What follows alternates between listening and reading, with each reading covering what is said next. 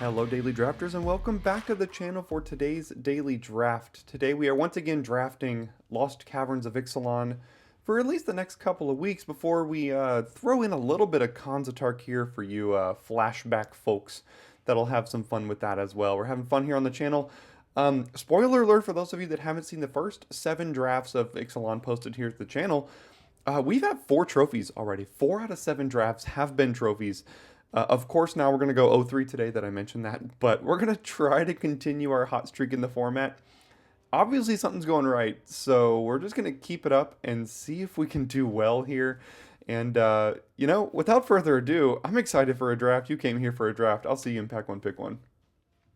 All right, and here we are. Let's see what we've got here in Pack 1, Pick 1. As I take a look through the commons, the cards that stick out to me are Oltek Cloud Guard and Oaken Siren as really the only 2 commons I would really at all consider here.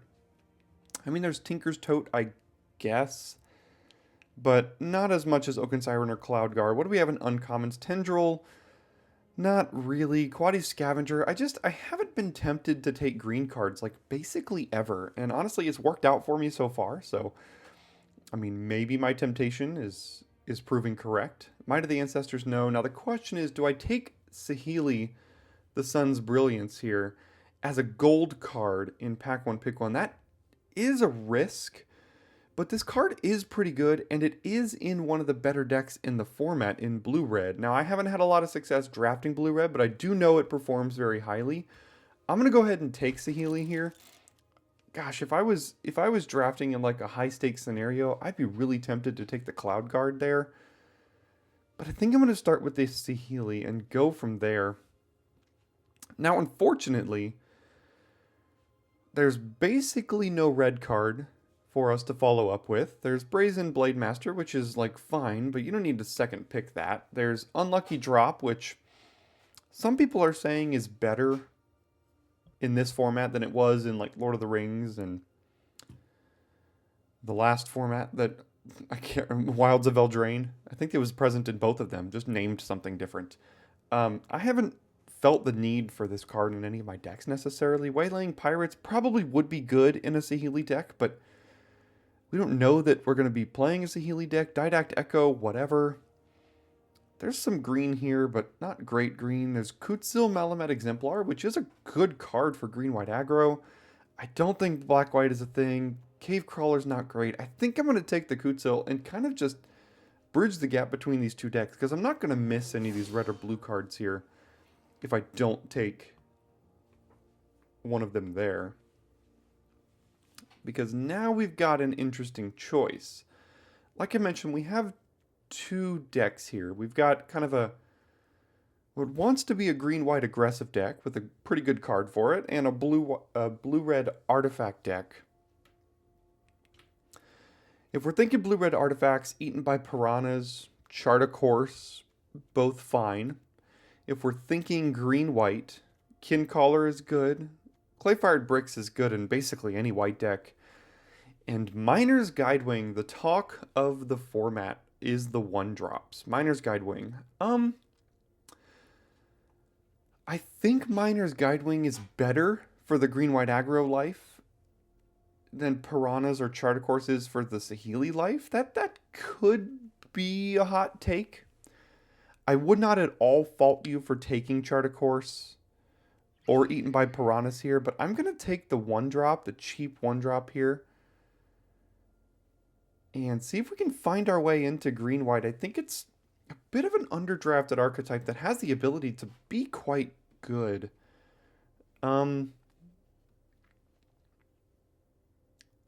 Now, if we're thinking blue-red, there's really nothing. I don't think Waterlogged Hulk is very good unless you're like a turbo Descend deck, in which case it's fine. But the Saheeli deck probably isn't also a turbo Descend deck, so that it wouldn't really fit in the same deck there. So my thought is River Herald Guide. It's a 3-mana 3/1 Vigilance that could also be able to have its power buffed up via Explore, in which Kutzil is good with. There's a 2-drop in Malamet Brawler, which is fine, not great. Envoy, fine. Sandwing, fine. Acrobatic Leap would probably play one. I think I'll take the River Herald Guide here.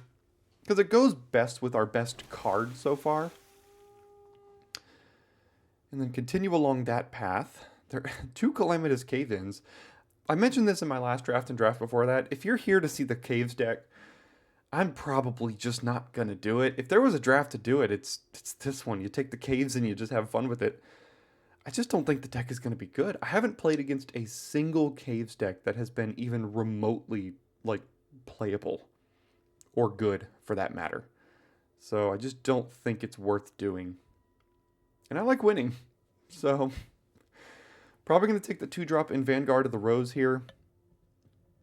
It's not, like, great, but it's better than Archaeologist. It's better than In the Presence of Ages. And everything else, I guess I could take this Cave-In, but, again, I don't really feel like I want to. So I'm going to take the 2-drop. There's a little bit of black, Hoverstone Pilgrim for a more controlling deck, which is probably not going to be ours. Red is already completely cut, so maybe we made the right decision moving off of Saheeli. There is a Glorifier of Suffering, which I think is pretty good in this kind of deck with like a Miner's Guidewing already. Sacrifice this thing, put a counter on your 2-drop and your Glorifier, and a Creature Explores. It's already pretty good value. Could potentially play in Over the Edge. Probably don't want a Hunter's Blowgun. There's a Cavernous Maw. Today could have been the day. Thousand Moon Crackshot only if you're desperate for 2-drop. So let's take the Glorifier here. And see, now we've got some good options. There is an Iron Paw Aspirant, which goes perfectly with Kutzil. It's a 2-drop. It's cheap. It buffs the power of your creatures. Does basically everything we want to do in a green-white deck here. And again, red is cut and blue is completely cut. So, I mean, the deck is, this whole Saheeli thing is not really working. Black is looking to be a little bit open, but these black cards aren't great. There is a Careening Minecart, which I would love a copy of in basically every deck that wants to attack. Same thing with Compass Gnome, but Iron Paw Aspirant is exactly what we want. Even if you just put this counter on the Guidewing, like that's good enough. Now there's a Hammer and a Mischievous Pup. I think I'm going to take the Mischievous Pup here because while I do think I do want a Hammer in this deck, I think I'll be able to get one later. We're not going to wheel one because we haven't seen one in this pack yet. But if we're going to get one pick 8 and it's going to wheel for someone else, we'll probably get one in pack 2 or 3. And the Mischievous Pup is just a good card. 3-mana 3/1 flash. Fine enough, and it can save something if you want it to. Just a good card, so we'll take that here. And basically all the white came back. Another Glorifier, a Quicksand Whirlpool, which is probably not the card this deck wants. There is a Might of the Ancestors. It's pretty good with Miner's Guidewing. If we got access to a Ruin Lurker Bat, it could also be quite good with that. In the Presence of Ages, probably not. I think I'll take the Glorifier here, though. Gotta watch out for our curve. A little bit high on 3-drops already. There's a Disturbed Slumber. Make a land a 4/4 with haste. Must be blocked. I don't think these cards are good. I guess I'll take the Thousand Moons Crackshot here. I probably don't want to play it, but if I have to, I could. I'm not a fan of the Malamet Scythe either, and nothing here is bringing me in a direction that I need to stray off of my current plan for. Okay, maybe we go red-white or open some bomb that brings us back towards blue-red or something. I guess I can take the Gnome for that reason. The Hulk did wheel, but so did Acrobatic Leap, and I said I'd probably play a copy of this in a deck like this. Goes well with Kutzil. It's kind of like a, kind of says draw a card if you have Kutzil on the battlefield and you cast it post blocks and hit them. I think I'll just cut the green card here. Probably not looking to run it though. This is a way to buff a creature's power. I just don't think it's a very good one. So I'll take another 2-drop, and then Chasm Stone Tree is more of a ramp spell that we're probably not going to play. So what can we find here? There's an Abrade. It's always good to see an Abrade. The question is it worth taking Abrade and potentially abandoning our green? If there weren't a card like Ironpaw Aspirant in this pack, I probably would do it. But Ironpaw Aspirant is exactly what we want in this kind of deck. I hate passing Abrades in this format. I mean, this card is first pickable to the extreme. We know how cut red was in pack 1, and in pack 3 we're not going to get any red. White was pretty darn open. We can continue with the white cards. I don't think we wheel the Gnome, but it'd be great if we did. We might wheel the Might. Gym Guard could even be playable. I think I'm just going to take the Aspirant and just stick with my plan for now. Alright, there's Kinjali's Dawn Runner, which is going to be pretty good with Acrobatic Leap and any sort of equipment. If we find a Deconstruction Hammer, that could be pretty good. Do have to watch out for our curve, though, like I mentioned. Don't want too many 3s. This is not the deck for Cosmium Blast. It's a fine card. It's a much more defensive card. We are not looking to be a defensive. This could be a Family Reunion deck. Gives all of our creatures +1/+1. Works well with Kutzel. Another River Herald Guide. I think the best card here is Dawn Runner. So I'm going to take it. But I am still looking to find the good 1s and 2s to continue to bring our curve down. Can't take too many more 3s and feel great about it. Jeez. Alright, so we talked about the fact that red was not open in pack 1, and it won't be open in pack 3. Now, we could have had 2 Abrades here. If I had 2 Abrades and these white cards as opposed to a Guide and a Kutsil, I probably would be pretty happy. But I just don't think it's worth switching. I mean, hindsight's 20/20. I mean, all of you watching this, you can say what I should have done. But in the moment, you got to make these tough decisions. And there's an Explorer's Cache, which I think is okay. It's actually pretty good with Kutzel, but I mentioned I wanted a hammer, and I think it's going to be important to get a copy of a hammer here. So I'm going to take this hammer. Goodness gracious. An Impakal 1000th Moon. 3 mana, 1/2. Whenever you attack with one or more non-gnomes, put a counter on this, then create X 1/1s. Where that's the number of counters on this. Alright, well.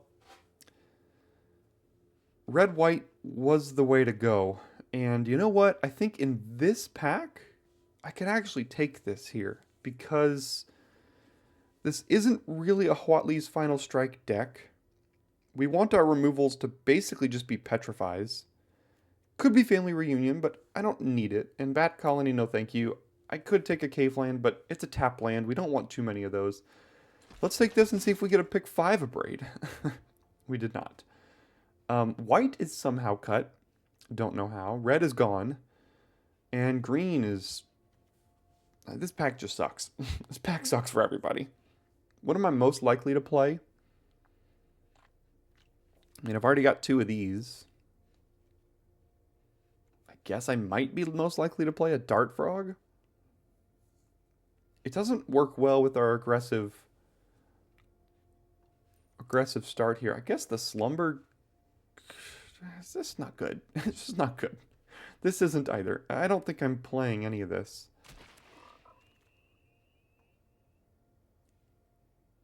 Okay, there's a Gem Guard versus a Pathfinding Axejaw versus a Courtyard and a Family Reunion.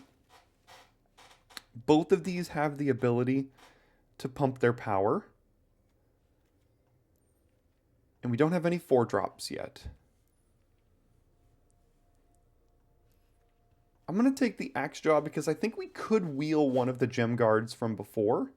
And I probably don't want more than one of these. Could take the Courtyard.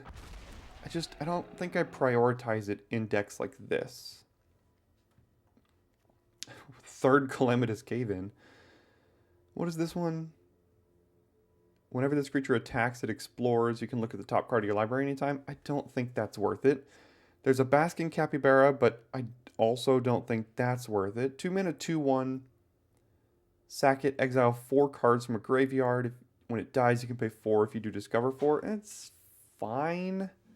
You know, I think I'll take this because if we're getting so many family reunions, if we want one, we're going to find one here.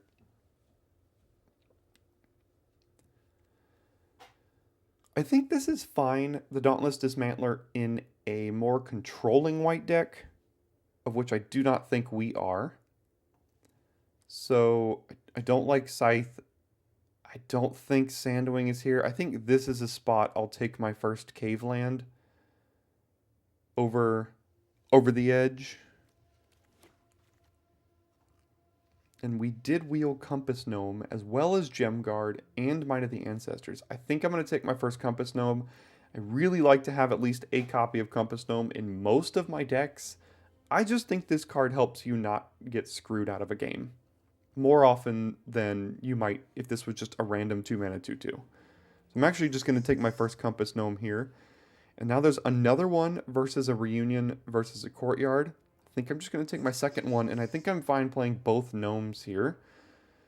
Ooh, Explorer's Cache did wheel.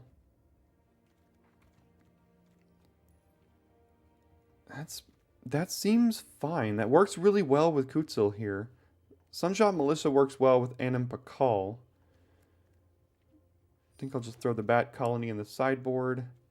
I, again, don't think I'm playing any of this. Got the Reunion. Told you I would. And then in pack 3, we can take Kutzil's Flanker.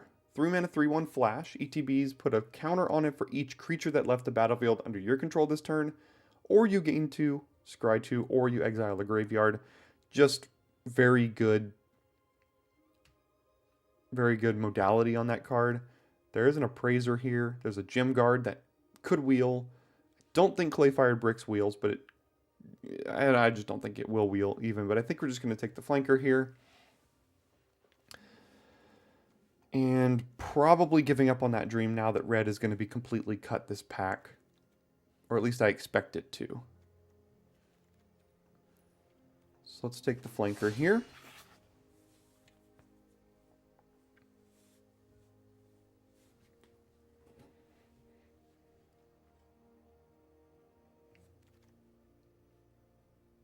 Another Miner's Guidewing. There we go. That's what we're looking for. Another 1-drop.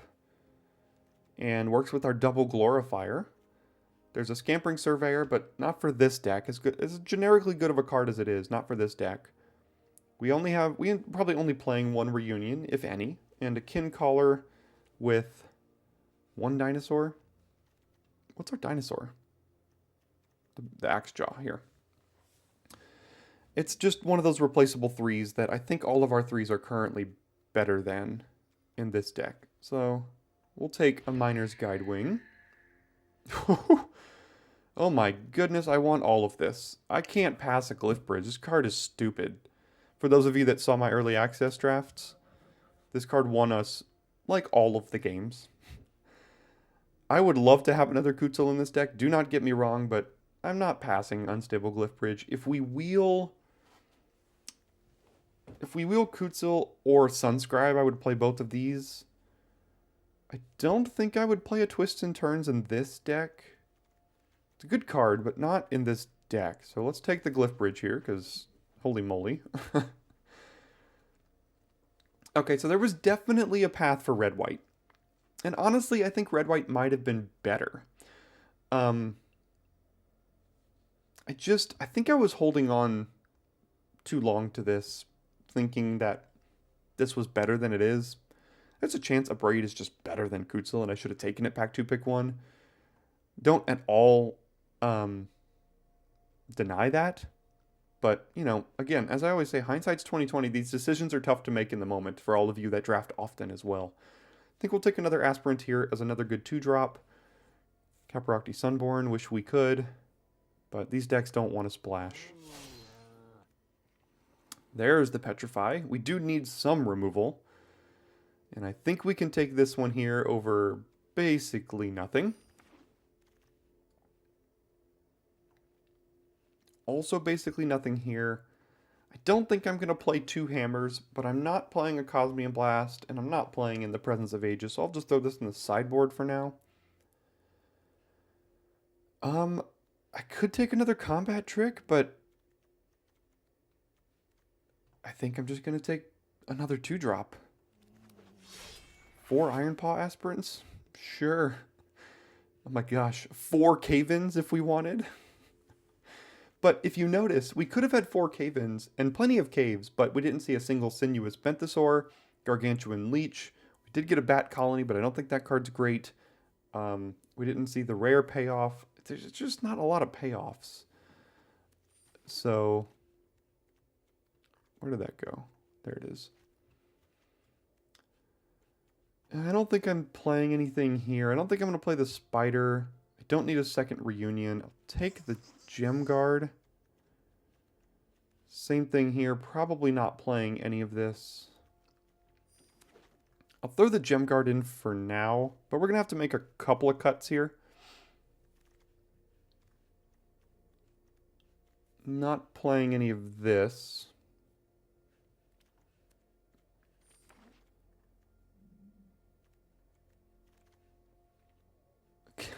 No one's in red-white. There's your answer.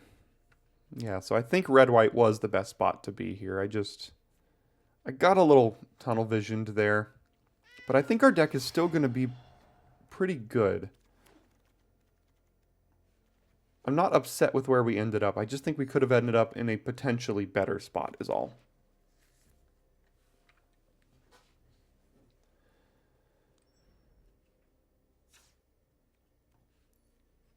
So we have Unstable Glyph Bridge, Craft with Artifact, and we have 7 artifacts. That's fine. Easily a 16 land deck. You know how I do here.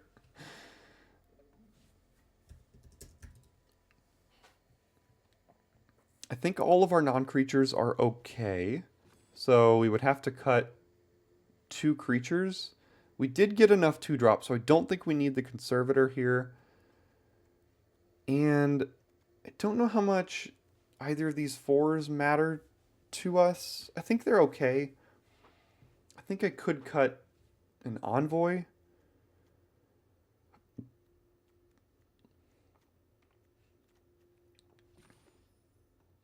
But that helps with a little bit of... Have you ever seen this activated? I don't think I have. We only have 4 green cards. Yeah. Regrets about the red-white deck that could have been. I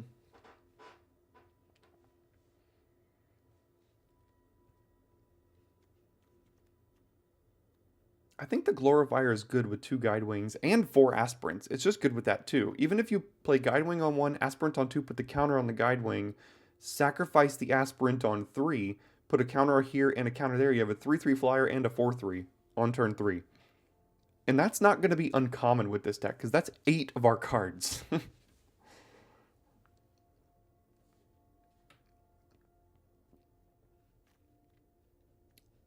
So I keep coming back to the Envoy, the Axejaw, or the Gem Guard here.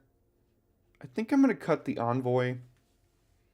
Both of these have the ability to work well with Kutzil, draw some extra cards. This has the ability to run away with the game. Yeah, and this looks good to me. Family Reunion, we're going quite wide. Can also protect our important creatures if we hold it up here. Hammer pumps our creatures. Leap pumps our creatures. Cash pumps our creatures. Petrify is our only removal, which could be scary, but I think it's okay. 7 green for 4 green cards and 2 Compass Gnomes. I think I could actually do this. 10 white to ensure I have Miner's Guidewing or Hammers on 1. I think that works out for me. All right, nice little green-white aggro deck. We'll see how well it can do. But before we do, go ahead and check out the link in the description for the Daily Drafters Patreon page, or just subscribe to the channel if you haven't already and you want to give back in an absolutely free way for you. A subscription goes a long way in helping the analytics of the channel. But if you do feel like giving back monetarily and throwing a tip my way for a little bit of entertainment on your Friday mornings or whatever day you're watching this. You can check out the Patreon. My most expensive tier is $5 US, so like it's very affordable. We've got $3 tiers and $1 tiers as well. $1 a month. What is $1 a month? If you enjoy the content, go ahead and throw me $1 a month. But either way, your consideration is appreciated, and you watching this video is appreciated as well. So with that out of the way, I will see you in game number 1. All right, we go first, and like I mentioned, this hand, I mean, it's keepable even without the Compass Gnome, but Compass Gnome on 2 finding a green just lets us hit our land drops for Flanker and Pup and all sorts of things. The Pup works well with the Aspirant because you can return the Aspirant and get another counter. All is well. We won't miss land drops now. And if we draw a forest, we don't even need to play the gnome, but now I will.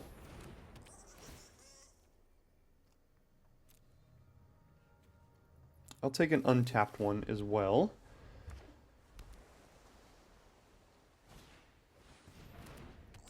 Alright, they're on the Compass Gnome Tech 2. Am I willing to trade my Compass Gnome for theirs? Or just attack and have them bounce a Market Gnome off of it?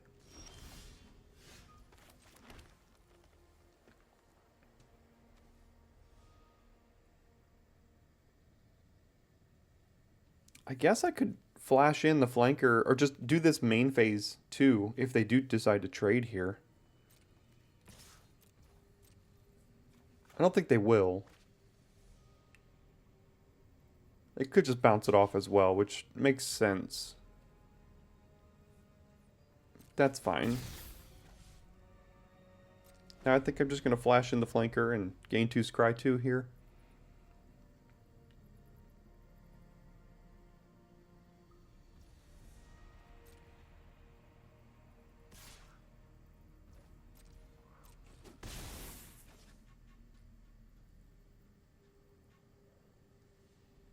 I didn't think they would block with the gnome considering I had a bunch of mana up.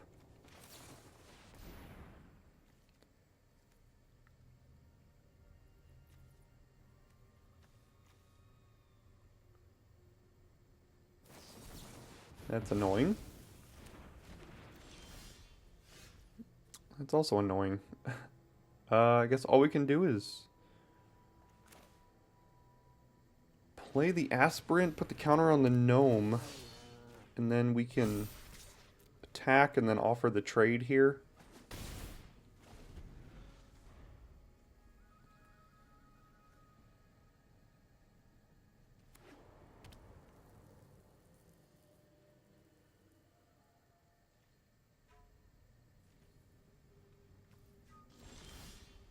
Okay.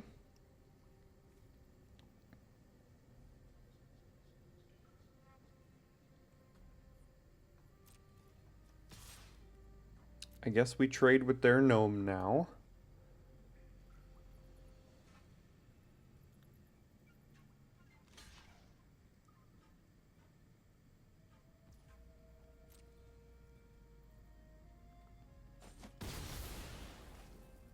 And then flash in Mischievous Pup, returning Aspirant.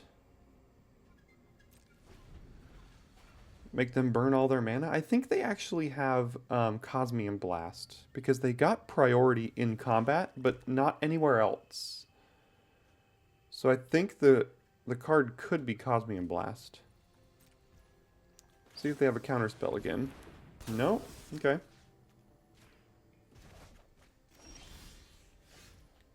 Is there a way around Cosmium Blast? I guess what I could do... I mean, not really.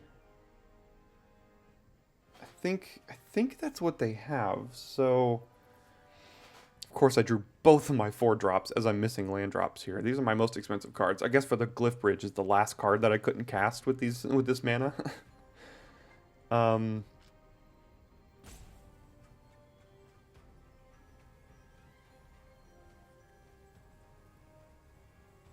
think I'm just going to play the Vanguard here.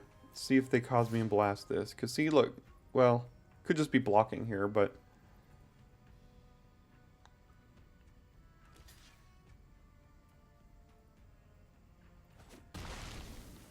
Okay.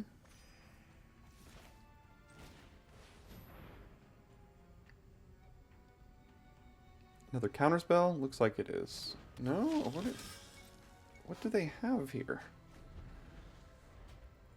I'm not exactly sure what they're doing, but I don't like it. Yeah, that's what I was worried about. I saw double black over there, and I was just waiting for it. So we have to draw Petrify, or we lose, I guess. I hate that card. It led to a trophy for us, but that card is it's stupid to be printed. Like, I don't know why it exists.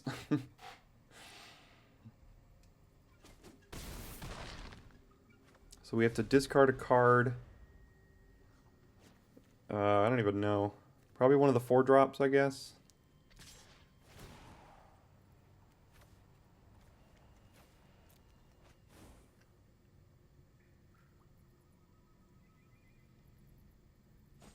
I mean, we're in a spot here where we beat most draws. But,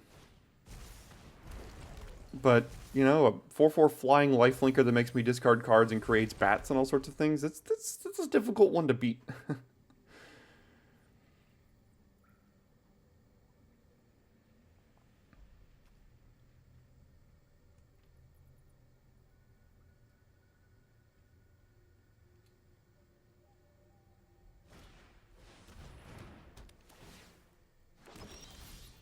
Bat colony, make 2 bats. Yeah.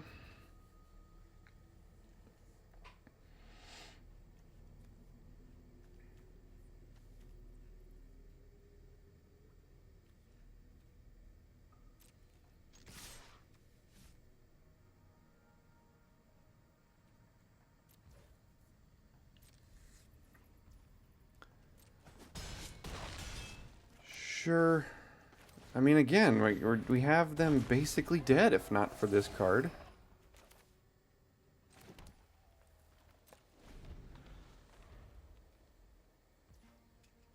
What are we discarding now? I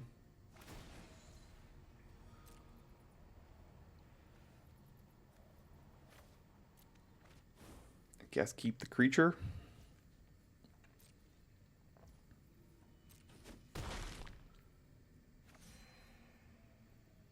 Took everything in my power to not instantly concede as soon as they cast this.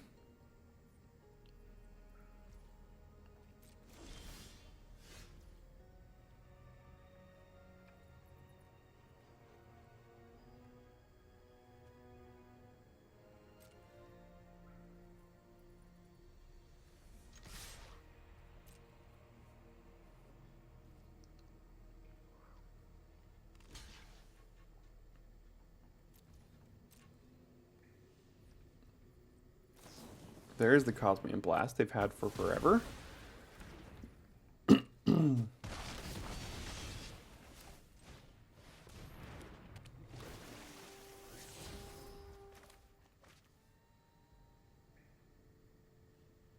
I mean, we're discarding a land no matter what, so... Sure. So they go to 14, we go to 6. I mean, Petrify is the only way I see out of this game. I just gotta find it.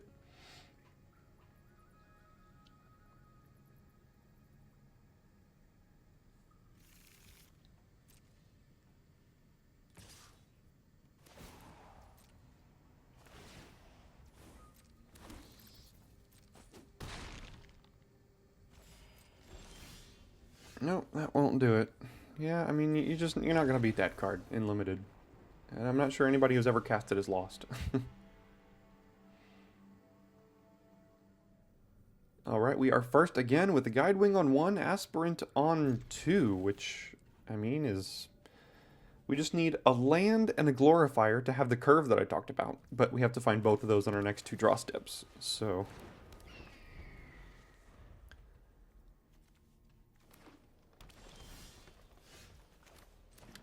So... I do think I will play the Aspirant here. And then if we draw land, that's annoying. Okay. We did not draw land, so I guess we just do this. Don't really have anything else we can do.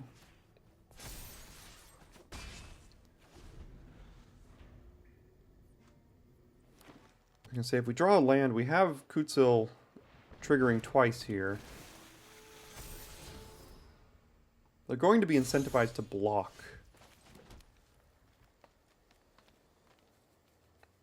Yeah, they're going to trade with the Aspirant here. I mean, they pretty much have to.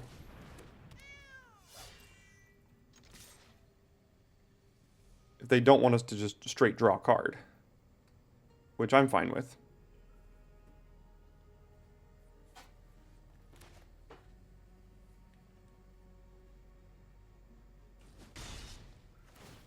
Sure. And just in case...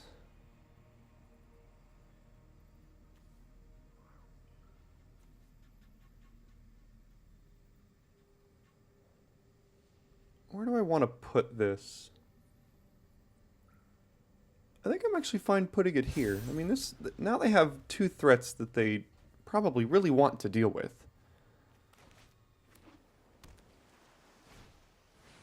Pathfinding Axejaw. Colossadactyl Reach. Yeah, that's good. That is good.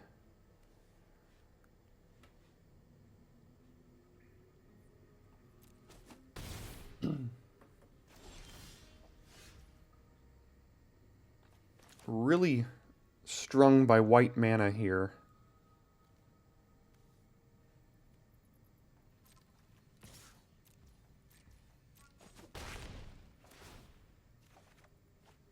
There we go. That helps. So now the question is, do I sandbag Unstable Glyph Bridge and like not cast anything else to just wipe the board eventually? Or do I cast like Aspirant and hold up Reunion, or cast Dawnrunner, hold up Leap? Because then I'm just killing more of my creatures when I eventually cast this. I can trade my creatures off here.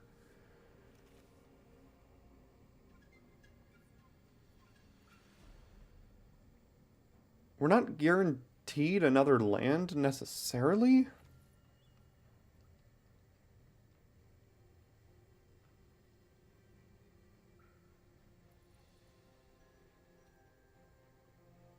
I'm actually going to end the turn. And I think I'm just going to hold back my creatures and try to draw out as many of theirs as I can. Because this Glyph Bridge is so powerful. The fact that I know that I have it and they don't.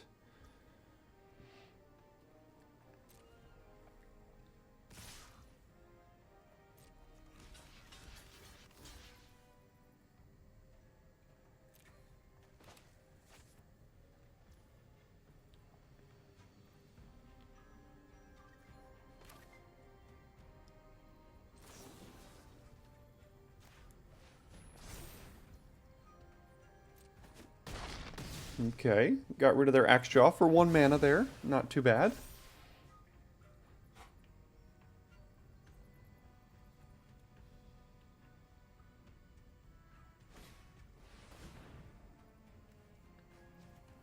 Sure. Chose to do that over playing a Colossadactyl. Yeah, that should be okay.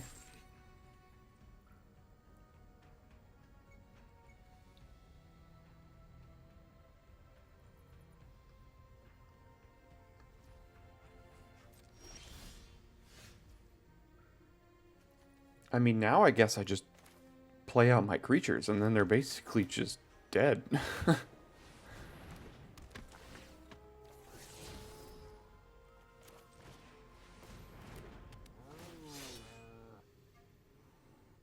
I'm just going to put it here because I know this puts them to 4. I could have put it here to get more value, But, like, we have a family reunion next turn, too, so unless they have a board wipe, which I don't think green-blue has, they're probably just dead now.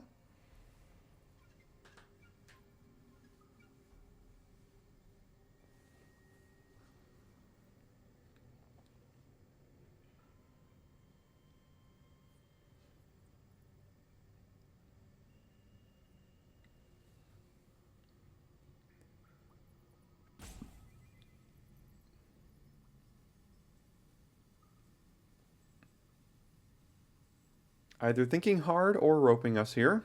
You never know sometimes with arena players.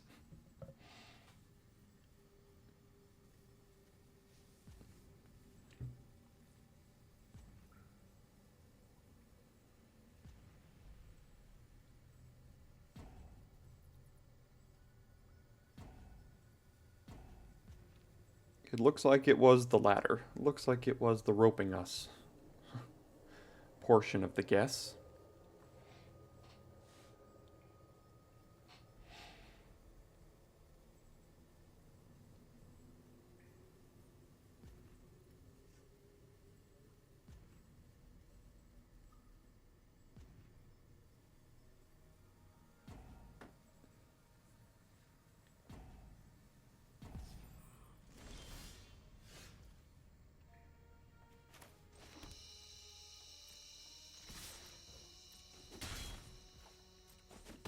All right, there we go. Got a nice, very aggressive clean win with backup if we needed it. So that's how this deck's supposed to operate. All right, we're first again, and we've got Hammer, Vanguard, Iron Paw, Dawn Runner, removal. I mean, it's fine. Don't have the Miner's Guidewing combo with the Aspirant, but that's okay. I think I'm going to lead on this. If we draw a land, that's annoying. We did not. So I guess we do this. Put it here to open up attacks. Get in for 4.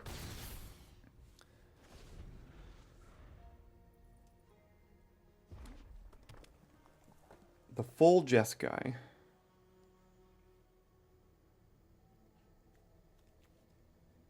Probably blue-white splashing Abrades if I had to guess. If I had to guess here.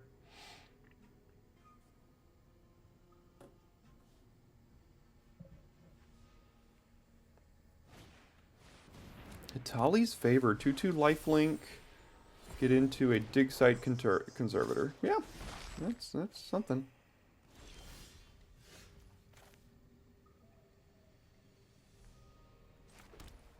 All right, I do think we need to petrify this stupid bat because it's a lifelinking flyer that I can't deal with. So, as much as I don't like doing it,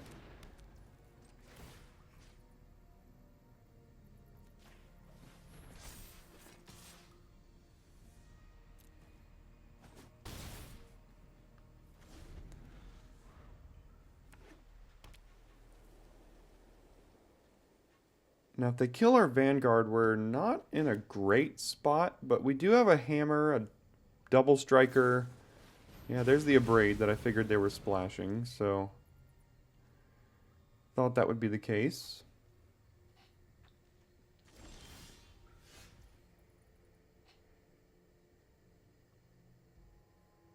Okay, so I can Aspirant and equip an attack for 3. Conversely, I could just play one of these things over here. This helps me potentially... Either of these really helps me potentially find a land. So I think I'm just going to do this.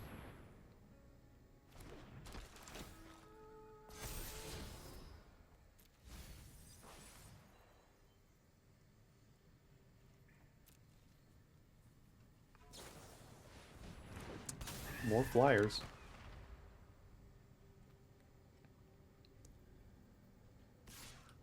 Here comes Malcolm and the loot. And I'm not exactly liking our spot here. We haven't been greatest with the land draws. They've got a lot. We have not a lot. They've got a consistent removal spell here now. So our Dawn Runner is rendered useless for the next 4 turns.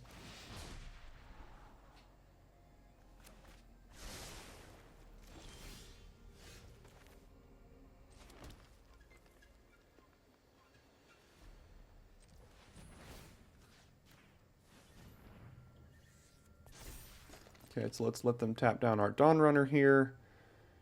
Then we'll attack with the Aspirant, play River Herald Guide, I guess.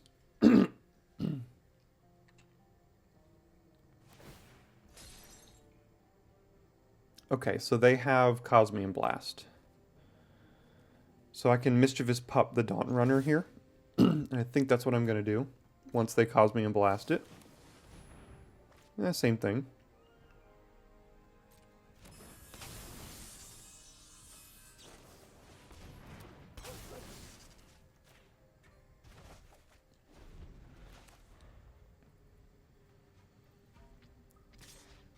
Here comes Malcolm again, and at this point, this is a game where Malcolm is probably going to hit us 4 times and be able to cast cards without paying their mana cost. So that's not great.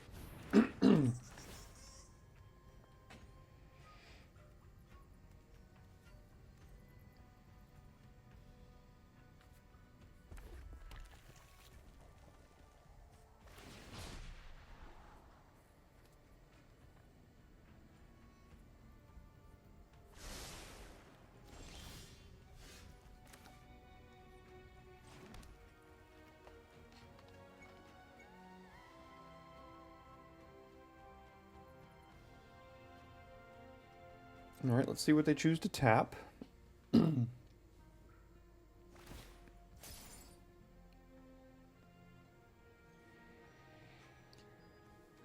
I rather use the hammer to kill the net here?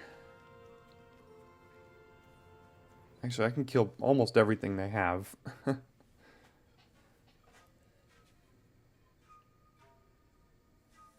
That would let me play Aspirant post-combat. Put the counter probably on itself.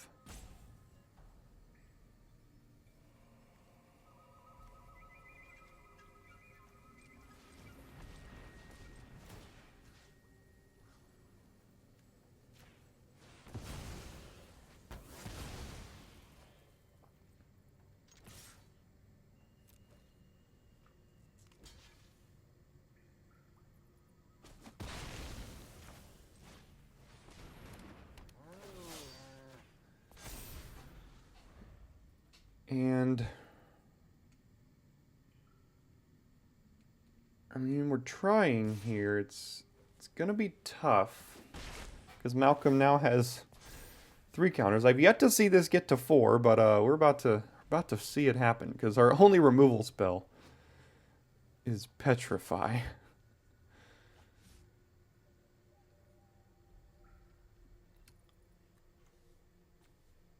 They do have an artifact. This turns into a 5/5 vehicle with crew 1. Yeah, we can't get through that. So that's going to be a problem.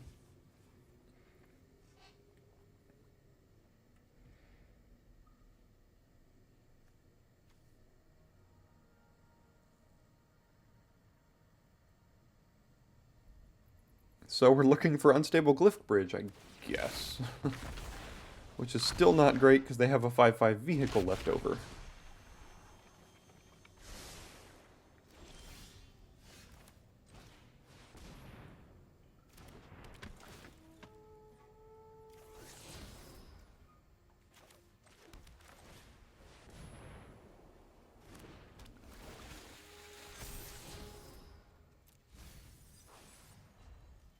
Alright. Malcolm, do your worst. So, every single format, and lots of people have been saying this format is very aggressive. I built what I think is one of the most aggressive decks I can possibly find in this format, and yet I still just get stonewalled by this, and I don't stand a chance anymore. They put a single 5/5 on the board, and I'm like, pass, hit me 2 in the air, pass, hit me for 2 in the air, pass, die. Like, what am I doing wrong with these? I guess I need more removal. That is one thing that I could use more of, for sure. But like, it's... I don't have an answer here.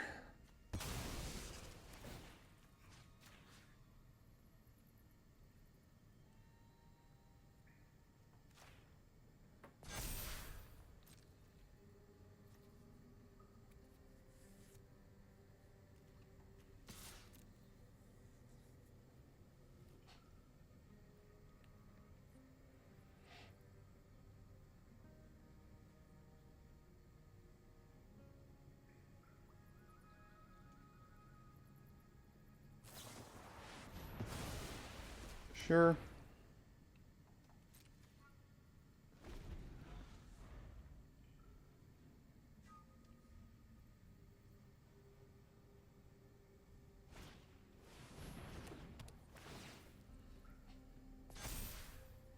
Oh, that's a pirate too. Of course it is. 4 placeholder. You see that 4 placeholder subtype 427 counters. They forgot to change that to a chorus counter. Well done, Arena. Oh, and cast a Quintorius Con for free. Alright, well we are done here as well. Yeah. Let's hope we can find a way to win. I mean, we've got the 2-drop, 3-drop, you know, put a counter on this curve. So it seems like this hand should be able to get there, and we're on the play. Like, what more can you want? I guess a 1-drop is what you could want. If we had a Miner's Guidewing, this would probably win. But, you know, let's see if we go up against Quintorius Kond or Malcolm or Aklazotz, like we have in previous games this draft.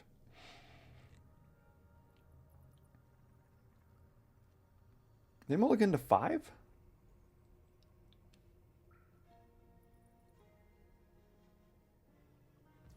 They did mulligan to 5. Okay, let's see if we can... There's the Guidewing, sure.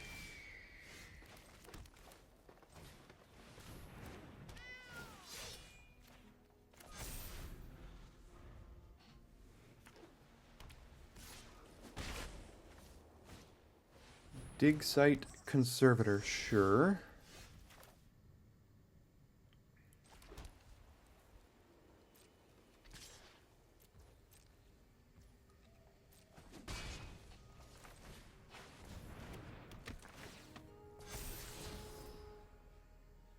I don't think I need you right now.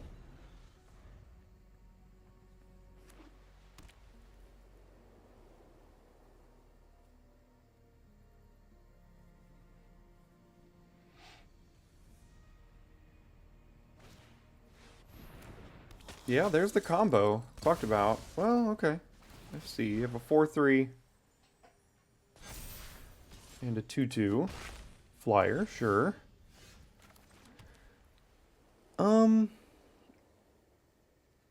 think the most mana efficient thing to do is blow them out with Leap and play a River Herald Guide here. I could play Cash and put it on something, but then I can't get my River Herald Guide down, so let's use Leap here.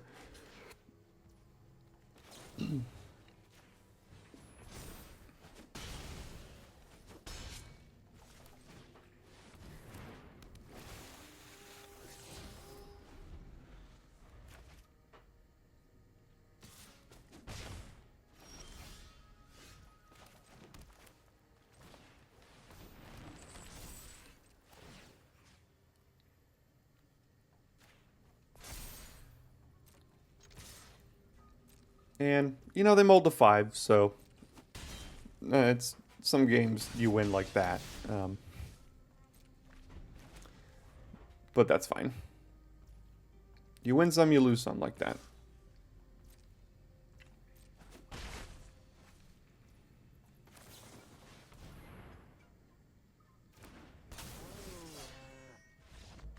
Alright. See if we can get to the magic number of 3 with this deck. Alright, we're first again, and we are 1 land away from a board wipe. So, we'll play our 2-3, and we'll keep it after we board wipe. And see if we can get them in any way.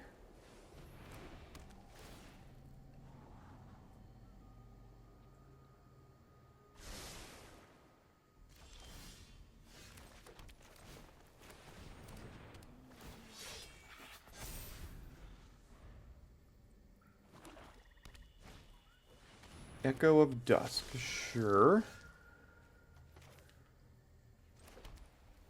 I mean, Compass Gnome guarantees us a land toward Glyph Bridge, but I don't think we need to necessarily do that. We can use Leap to get rid of this 2-2 here by leaping our own creature. I guess we could use Compass Gnome to get the... just guarantee the land even just trade it off here. And if they go for some sort of combat trick, we also have a combat trick. Yeah, I mean, just being able to cast this, again, is so good, so... Let's take action, and I guess I can actually get the cave. It means I can't do leap and pup next turn, but I think that's okay.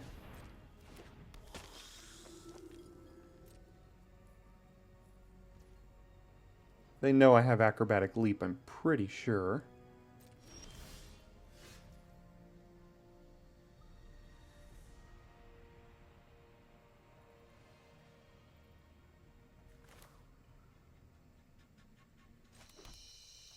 So I'll pass it back.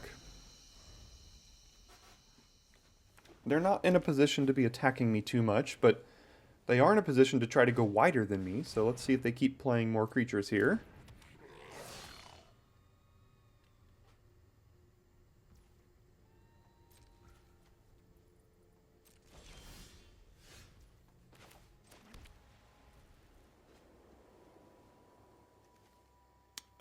Yeah, go ahead. I can make you extend farther.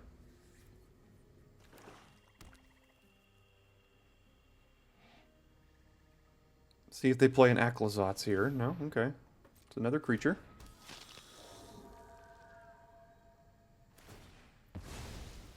Sure.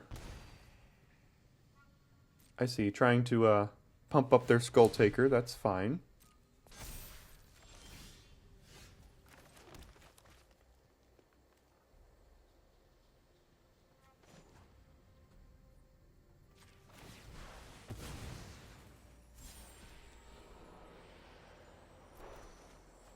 Now, obviously, I just forecasted that I have Glyph Bridge in hand. But I think that's okay.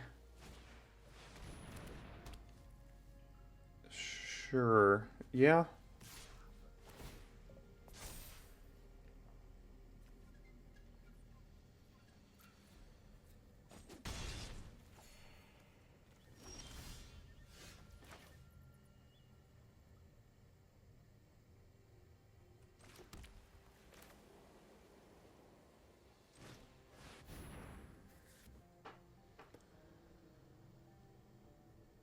So let's leave them with...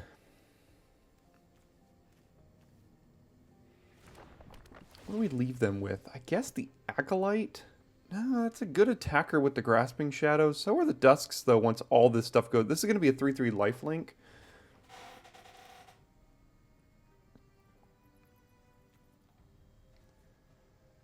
Because they're going to have... They already have one, and then 3 more going to the yard here. So... Do I want them to have a 3/3 lifelink? Or an Acolyte?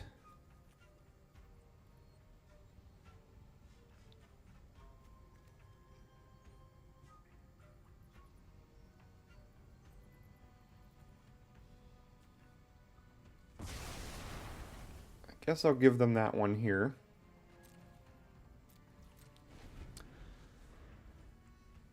Now they do get an attack with it, but... Got 2 more creatures to play, plus this to craft with now that I have Compass Gnome. And if I craft this thing... Alright, that's good. I have a 4/4.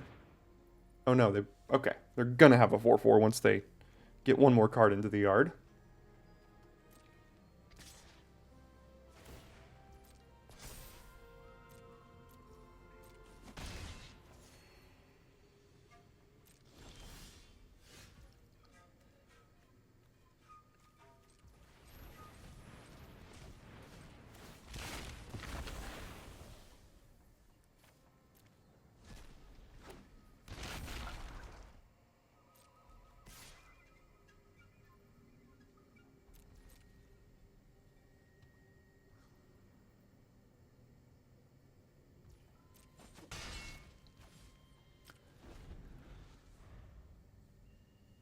So I'm pretty sure they know I have Acrobatic Leap here, but... I think they're still just attacking with the Acolyte, if I had to guess. We're going to flip this. and have all the card draw. The question is, do they want to attack or cast an Inquisitor? And the answer is cast an Inquisitor.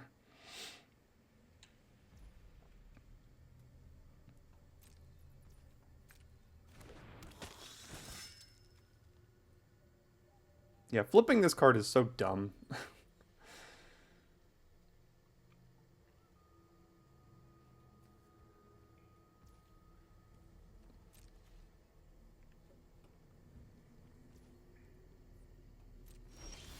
Okay, so from this point, I'd like to keep up 2 mana to give my creatures hexproof. So I have 4 mana to work with here. So I can do Herald Guide or Mischievous Pup and hold up Acrobatic Leap, or I can do Aspirant and Cash here. I think I'm going to do Cash and Aspirant. Put the counters on the Whirlpool. Put it up to 7. That's a 3-turn clock. Well, I guess I could put it here. Yeah, this actually hurts their attack.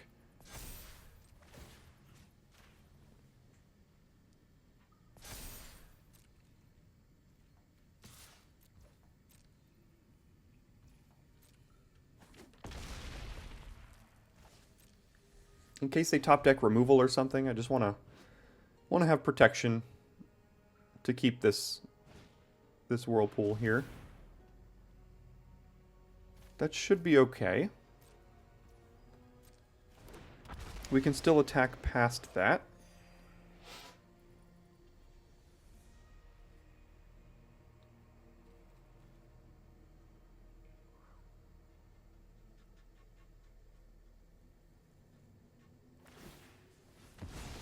I think that they think they're going to be able to attack this turn. They unfortunately will not be able to.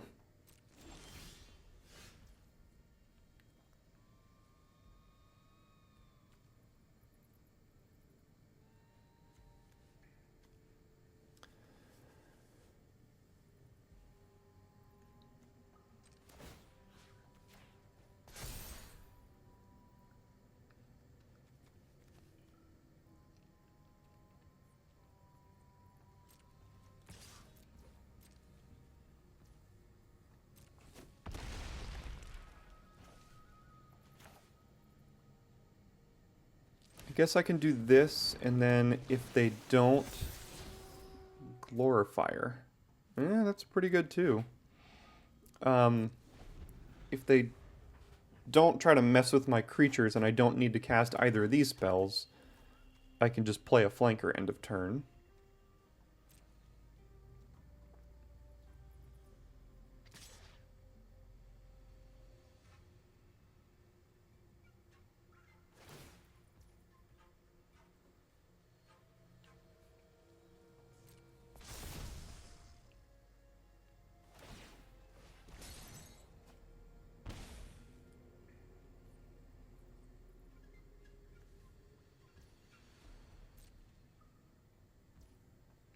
Sure, past damage.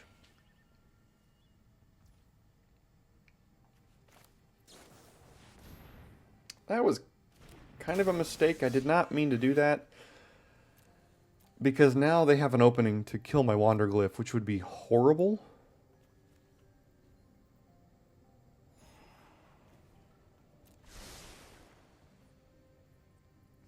Okay, we lucked out.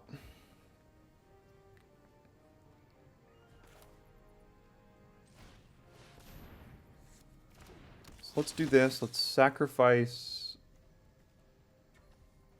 this one, put a counter here and here, and then we have attacks with literally everything.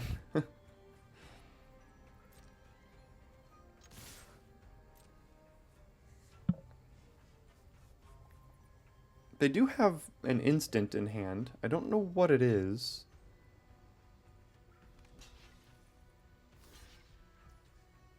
So I'm dealing 11, 12, 13, but they're gaining some life here.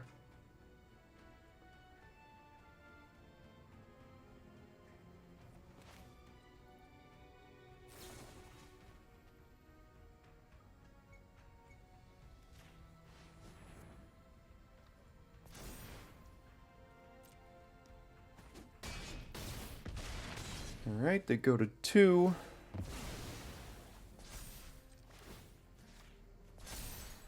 And I've still got protection unless they can deal 14 to me this turn.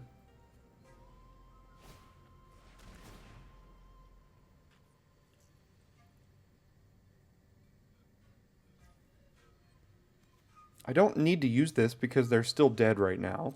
So I'll just let that resolve. Because they're dead on board still.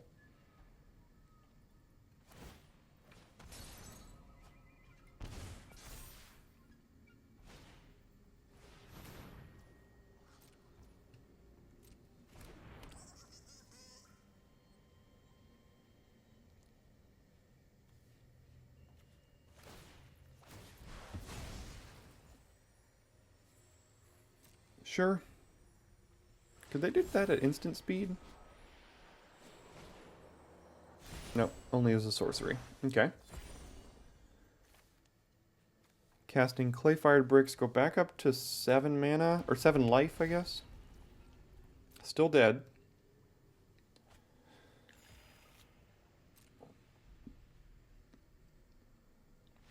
There we go. Alright. Unstable Glyph Bridge. Took a while to get there, but it won us the game pretty easily.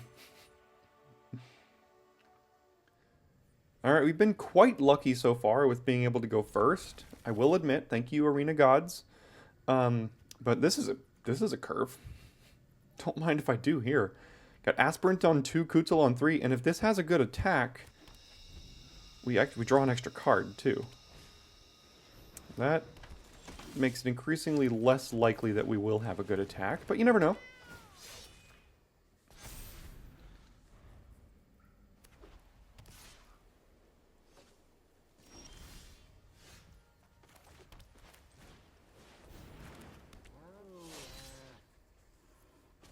Alright, draw a card. There we go.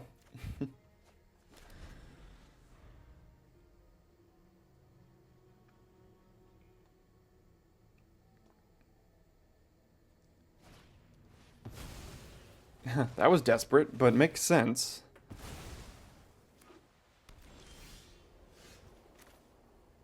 Okay, I don't think I need the land, so I guess I do this, and then I think I'm going to do this. I'm going to save the Aspirant's counter for something potentially valuable. If I draw like one of my good 3-drops, I can use the counter from the Aspirant on that. Can also open up attacks here now. So we do this, and we put it on Compass Gnome.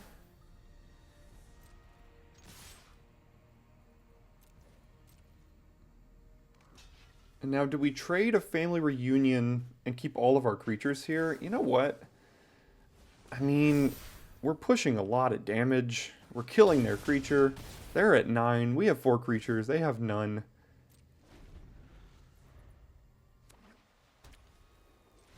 And yeah, they got a little mana screwed.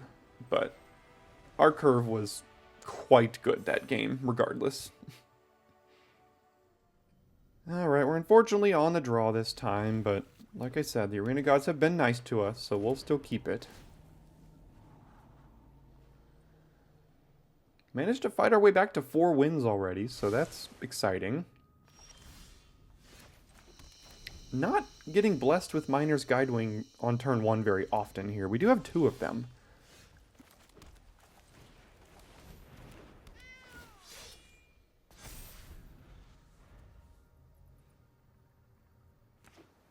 Alright, the full Jeskai. We lost to the last Jeskai deck.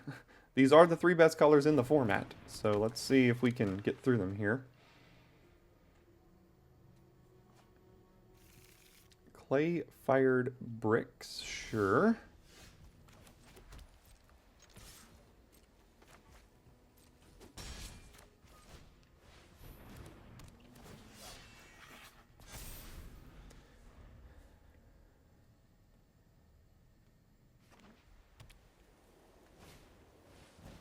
That has the ability to be a problem.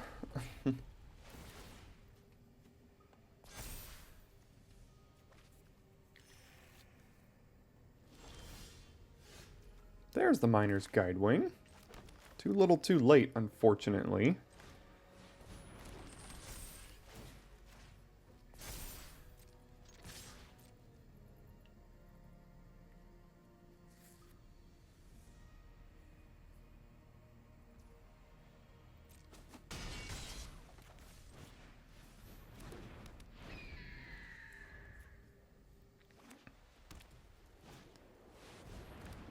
That's a 4/4. Now that's two 4/4s. That makes my life... Now that's a 5/5. Okay, so are we just dead? Pretty darn close to it, probably. Nothing has reach, though. So, Miner's Guidewing to the rescue.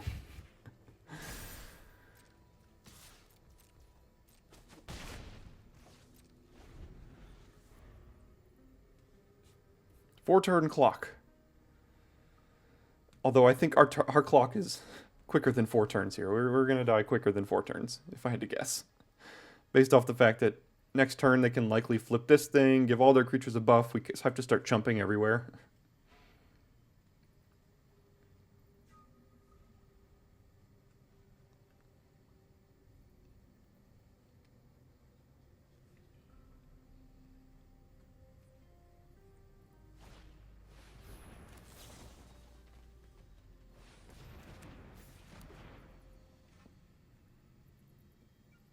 Had to protect that. It's pretty much our only win con here.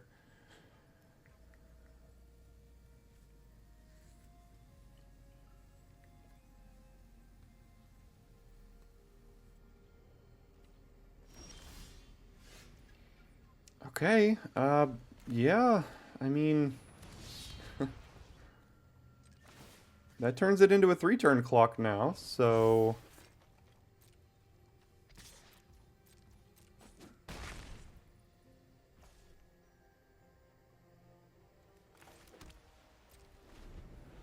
we can tap this, destroy our hammer to kill any one of these things.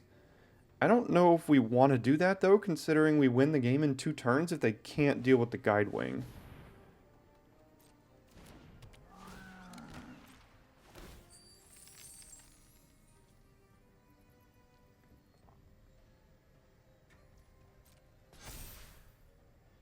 Now, if they can deal with the Guidewing, yeah, they were dead. Yeah. Alright.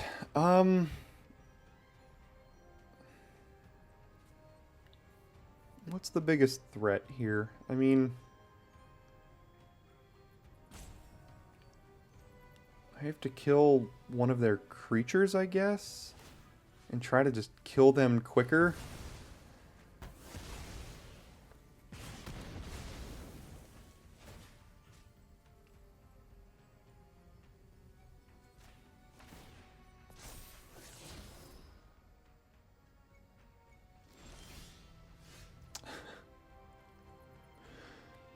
That, my friends, is an answer.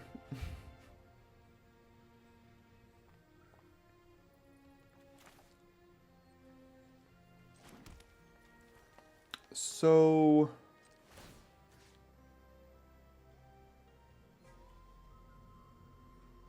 before we do that, let's do this.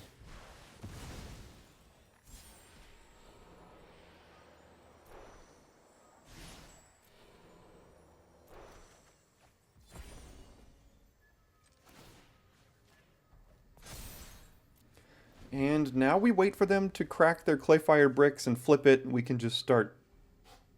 or even flip their guide mural or something and just start trying to mow down their board here.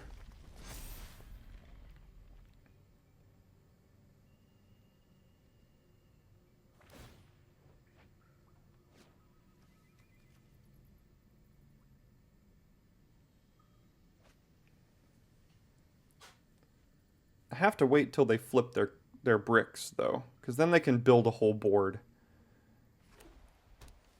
out of nowhere. Oh, the landmark could be a problem, too.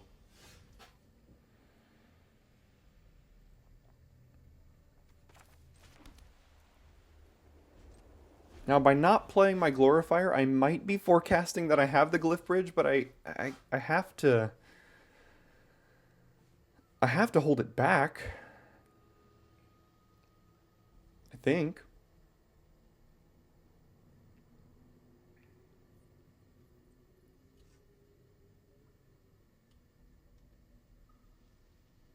Now, if they flip the landmark, I think, yeah. Oh, well, they did that one. Okay, okay. Oh, just getting rid of the landmark. All right. Now we can just chump into Oblivion here, and then board wipe.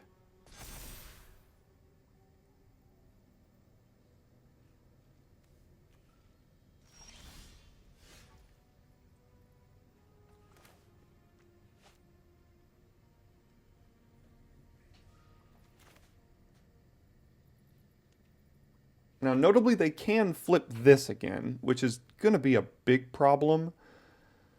Do I wait one more turn and try to see if they flip their Master's Guide Mural? That's the question now.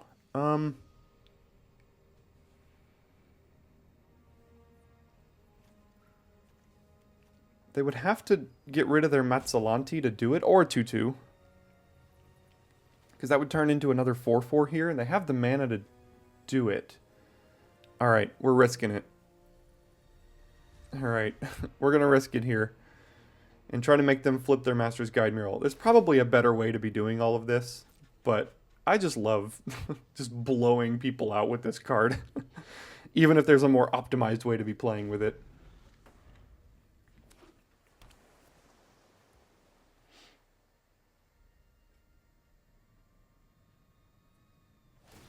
Alright, we got him to do it.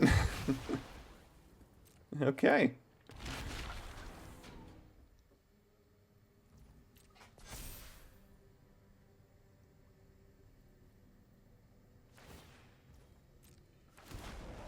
Now, that's still a problem going forward. Don't get me wrong, but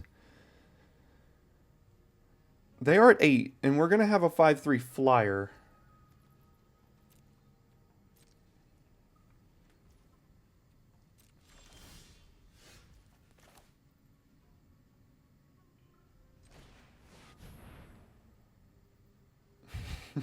So demoralizing.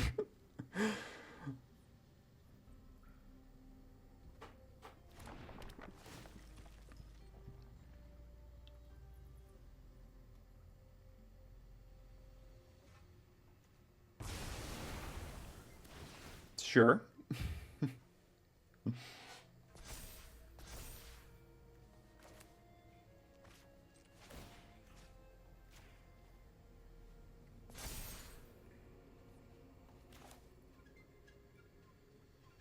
And I'm actually going to put this one on here because now this is a 2-turn clock if I put the counter here and they don't block it. They might just have to chump. Yeah.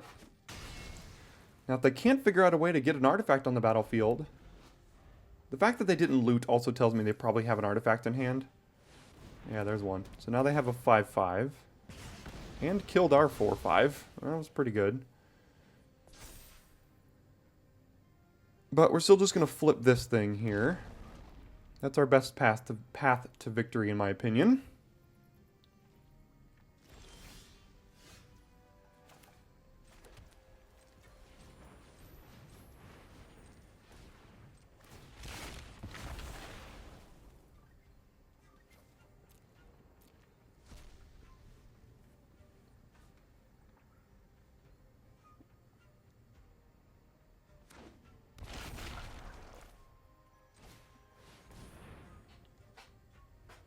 And then we play Glorifier, we sacrifice the Aspirant, put the counter on the other two. And then put the counter on the Glorifier so they can both attack into a 5/5 here.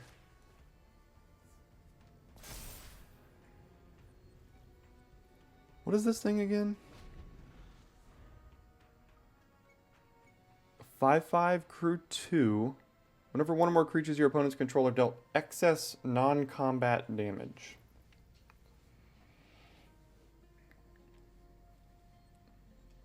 I really have to dodge removal this one turn so we can have Mischievous pop up over this. And honestly, What I probably should have done is not cast the Glorifier and held up Mischievous Pup so I can return the Wanderglyph to my hand and protect against removal. Because that's the way I lose this game.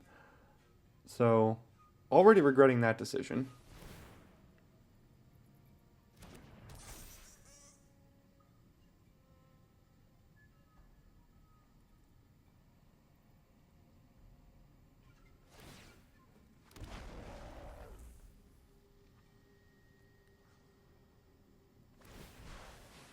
Have to avoid a Petrify here.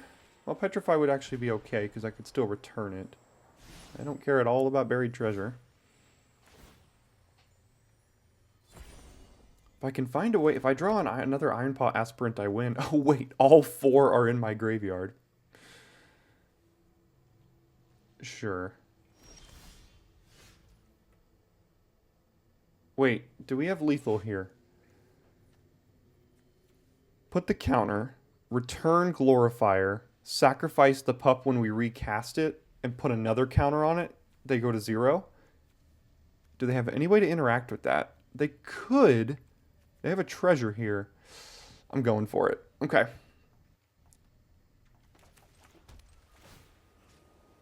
So we put a counter.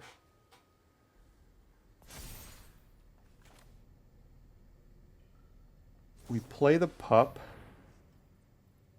We return the Glorifier. We play the Glorifier. We sacrifice... I guess we can sacrifice Explorer's Cache here.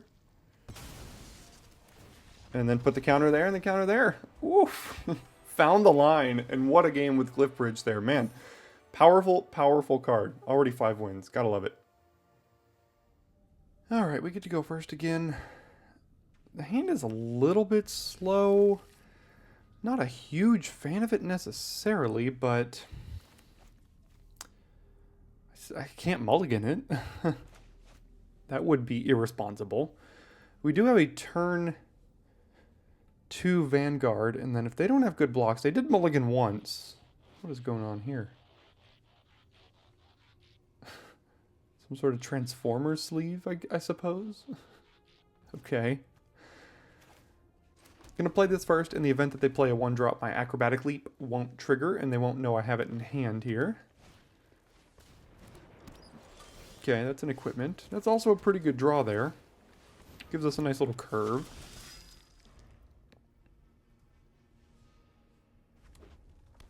Red, green, it's Quint.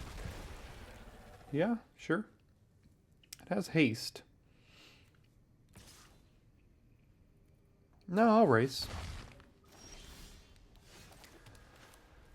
I think I will just get this down here, see what we can find on top. And by on top, I mean clear a land. And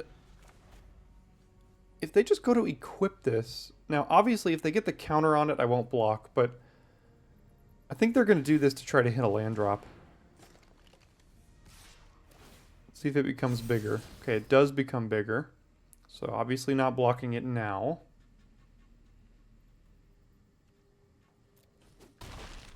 Go to 15. They did have a land. We have plenty of those. Don't need any more. Gonna decline.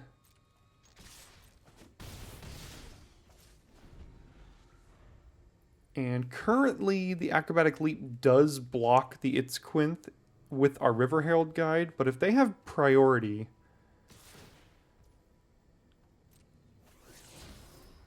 which they currently do, I'm not going to go for that. It doesn't make much sense.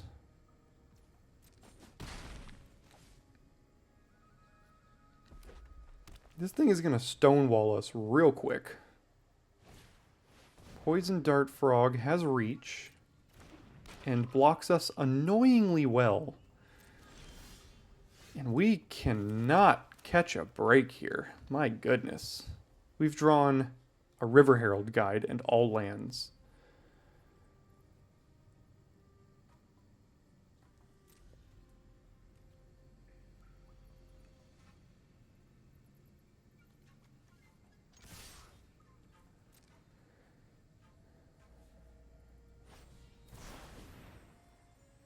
owner of target artifact or creature, one or greater, and then we discover X. Okay, yeah. So we discover 2 here. Getting rid of all of our good cards. Playing this mid-combat like a pro. I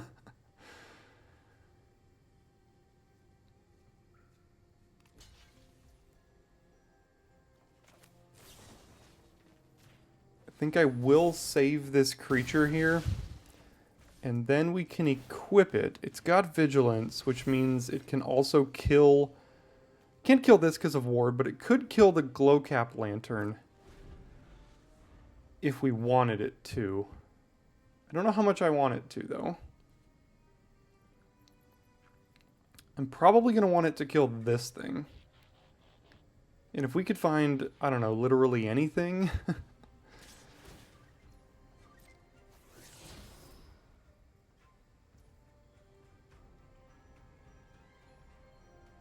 So we know they can cast this.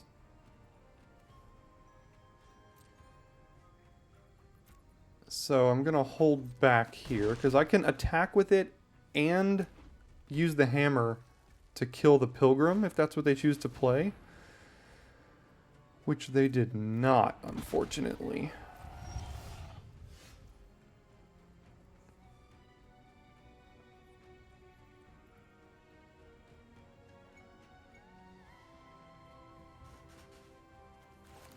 What does that do for us? Can I open up attacks with both creatures here? So if I sacrifice the hammer to the glorifier... No, I need the hammer and the counter on the compass gnome, which means I need to sacrifice the River Herald guide to open up attacks for this. So no, I can't do both.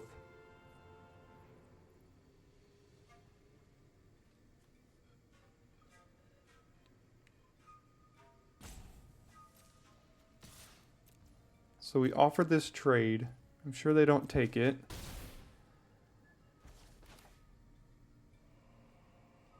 And then we play Glorifier, and I don't think we sacrifice anything.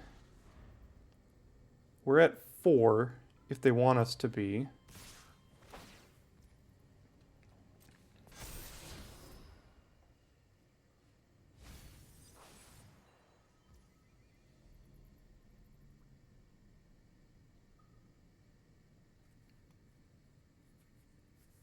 Now we have to block, because they hit a non-land. So that's unfortunate.